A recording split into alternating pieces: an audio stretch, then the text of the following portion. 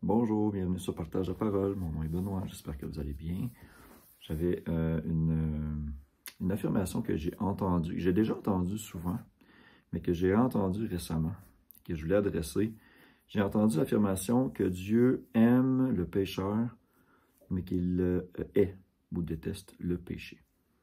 Donc, cette affirmation-là est tirée du fait qu'on sait que Jésus a été crucifié pour nos péchés, que Dieu a donné son Fils unique pour que quiconque croit en lui ne périsse point et ait la vie éternelle, ces choses-là. Donc, on se dit que, bien sûr, Dieu aime les pécheurs. Mais est-ce que c'est vraiment conforme à l'ensemble de l'Écriture? Là est la question. Eh bien, dans différents passages qu'on a dans la Bible, on voit très bien que c'est le pécheur qui est éliminé, qui est détruit. Donc, comment on peut raccorder ce fait-là qu'on retrouve par exemple en Romains, dans lequel Paul dit « À peine mourrait-on pour un homme de bien, mais Dieu prouve son amour envers nous, alors que nous étions encore des impies, Christ est mort pour nous. » Ou encore certains passages qui vont dire que Christ est mort pour tous les hommes. Donc, comment rallier cette espèce de dichotomie-là? Parce qu'on a des passages comme le psaume 11,5 qui dit que Dieu est le méchant.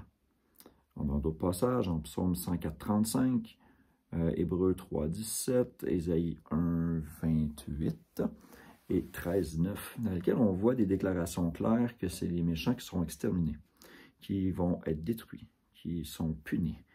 Donc, c'est clair que c'est le pécheur qui est détruit. Donc, comment on peut affirmer ça, que Dieu aime le pécheur, mais hait le péché? Bien, tout simplement, Jésus il est mort pour nous pardonner nos péchés. Mais il veut que le pécheur se repente de ses péchés. Donc, il délaisse le péché. Parce qu'il dit, en fait, si on continue à se livrer au péché, on est esclave du péché. Et que si le péché et le pécheur ne font qu'un, ben, les deux vont être détruits. Ce qui est tout à fait logique. 1 Pierre 3,18 nous dit aussi clairement un message équivalent. Qu'est-ce qu'on veut? C'est la repentance. On a Ézéchiel 18 qui nous dit ça aussi, dans lequel Dieu dit « Est-ce que je désire que le méchant meure?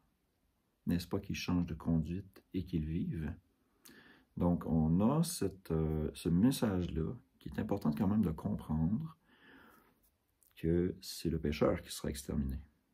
Mais il faut relativiser. Dieu nous aime en tant que personne. Il veut nous sauver de nos péchés. Il ne veut pas nous sauver et dire « Ah, je t'aime tel que tu es. Peu importe ce que tu fais, je t'aime quand même. » Il est quand même prouvé son amour envers nous en nous donnant une chance de se repentir. Jésus lui-même dit qu'il n'est pas venu appeler des justes, mais des pécheurs à la repentance. Donc, c'est le message de base qui est très important de comprendre. Alors, c'était une petite affirmation que je trouvais qu'il était peut-être pertinente d'aborder. Si vous avez des passages qui pourraient éclaircir ça d'une manière plus éloquente, je vous invite à les laisser en commentaire. Merci d'avoir écouté. Au revoir.